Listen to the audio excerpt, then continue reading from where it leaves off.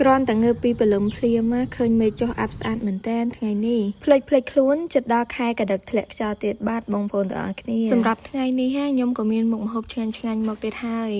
ថ្ងៃនេះបានជាមួយនឹងហ៊ុនជ្រូកខ្ញុំយកមកឆាជាមួយនឹងម្រះព្រៅ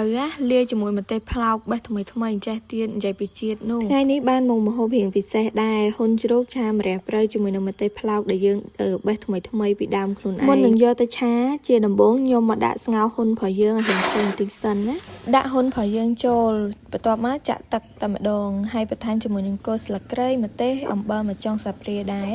គ្របទុកចោលឲ្យរៀង20នាទីលេតពេលហ្នឹងខ្ញុំក៏មកហាន់ម្ទេសផ្លោករបស់យើងទុកឲ្យហើយដែរចំណែកគល់ស្លឹកគ្រៃនិងម្ទេសនេះខ្ញុំហាន់សម្រាប់ទុកបុកគ្រឿងសម្រាប់គ្រឿងបុកនេះខ្ញុំមាន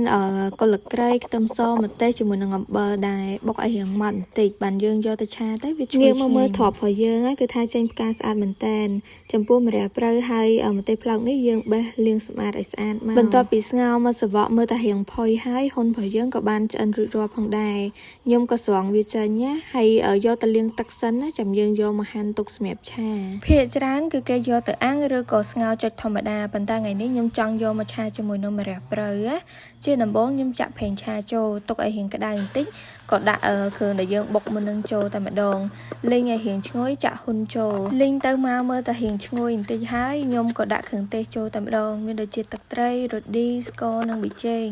សម្រាប់កន្លែងនេះបងប្អូនអាចបន្ថែមជាមួយនឹងប្រេងខ្យងបានដែរខ្ញុំបានបន្ថែមជាមួយនឹងទឹកសូយើងចូលដែរឆារៀងចូលជាតិបន្តិចដាក់ម្ទេសផ្លោកចូលតែម្ដងសម្រាប់រសជាតិវិញបងប្អូនអាចធ្វើតាមចំណូលចិត្តបាន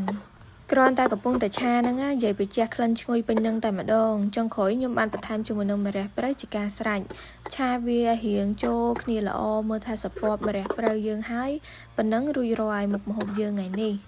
គ្រាន់តែរៀបចំដួសដាក់ចានណាមើលទៅក៏ទំនងដែរពុកម៉ែបងប្អូនទាំងអស់គ្នាបានលាយជាមួយនឹងម្ទេសផ្លោកខ្ចីអញ្ចេះផងនិយាយពីថាឆ្ងាញ់ឃើញដាក់ម្ទេសច្រើនអញ្ចឹងតែអត់សូវហឹលទេណាបងប្អូនទាំងអស់គ្នាដោយសារខ្ញុំប្រើជាមួយនឹងម្ទេសម៉ាឡេឈ្ងុយជ